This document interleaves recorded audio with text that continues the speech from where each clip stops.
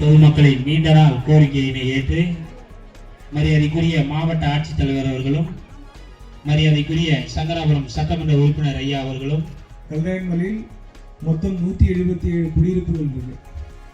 அந்த 177 குடியிருப்புகளில் 35 குடியிருப்புகளில் அந்த கடைசி 1 கிலோமீட்டர் 2 கிலோமீட்டர் 3 கிலோமீட்டர் சாலை வசதி இல்லாமல் இருந்தது.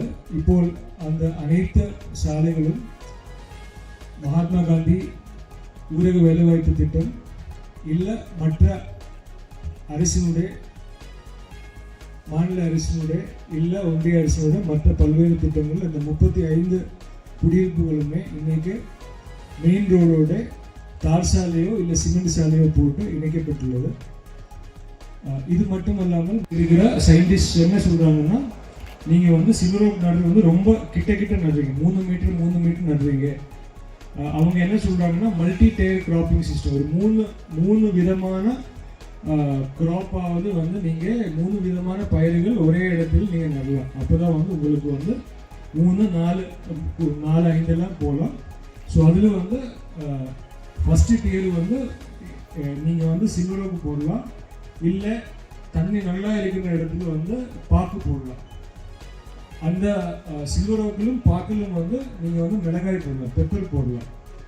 நடுவில் காஃபி, அவகாடோ, நட்மெக் இதெல்லாம் நம்மளோட மக்களே மைசூர், கூர்க் அந்த பகுதியெல்லாம் போய் இந்த பயிர்கள் செய்வதில் அது கழிக்கிறது எல்லாமே எக்ஸ்பர்ட்டாக இருக்காங்க.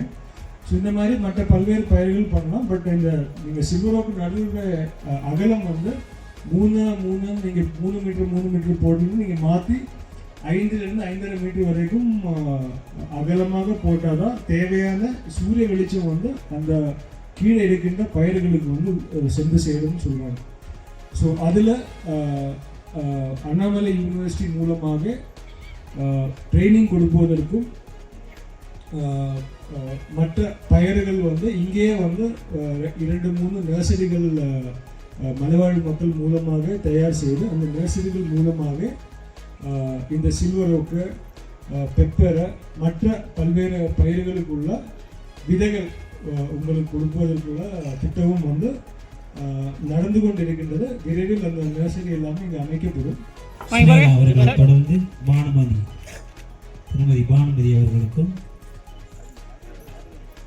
தொடர்ந்து அகிலா அவர்களுக்கும் ஊட்டச்சத்து பெட்டகம் வழங்கி சிறப்பிக்கப்படுகிறது.